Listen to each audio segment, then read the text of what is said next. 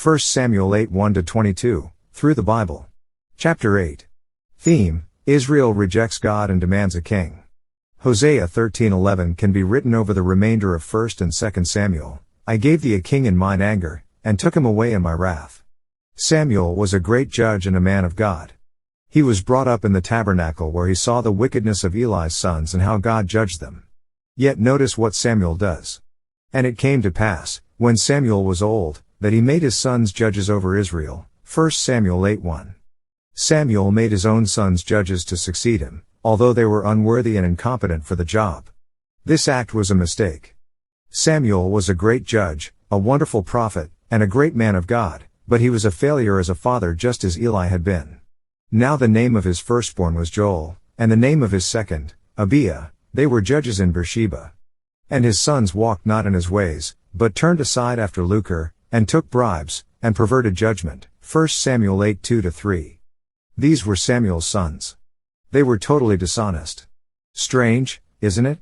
Today we see so much of that. Many pastors have said to me, "Why is it that you can have a godly family in your church and the son or daughter can become a dissolute vagrant or go on drugs?" Many times there is no explanation for it. Well, Samuel was a great man, God's man, and look what his sons did. Then all the elders of Israel gathered themselves together, and came to Samuel unto Ramah, and said unto him, Behold, thou art old, and thy sons walk not in thy ways. Now make us a king to judge us like all the nations. 1 Samuel 8 4-5. The people of Israel ask for a king. They are influenced, of course, by the surrounding nations.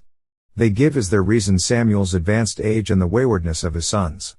But the thing displeased Samuel, when they said, Give us a king to judge us, and Samuel prayed unto the Lord.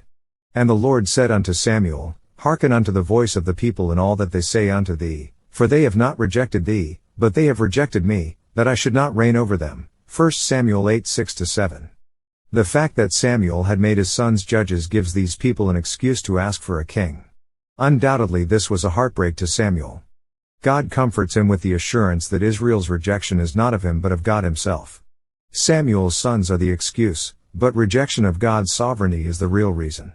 Then Samuel warns Israel what it will be like to have a king. He tells them that a king will reign over them, take their sons for soldiers, their daughters for cooks and maidservants, and part of their fields, vineyards, oliveyards, and animals for himself. He warns them that eventually they will cry out in their distress and that in that day the Lord will not hear them.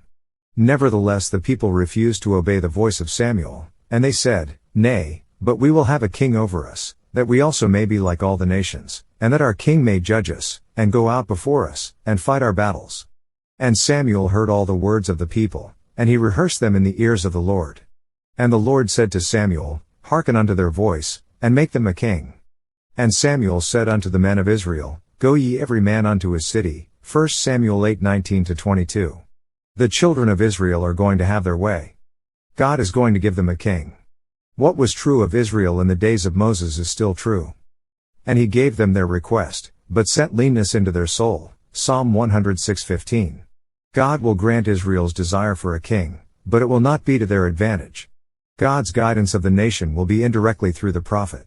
As we shall see, God will not speak directly to the king, but still through the prophet who will convey God's word to the king. The king will accept it or reject it as he chooses.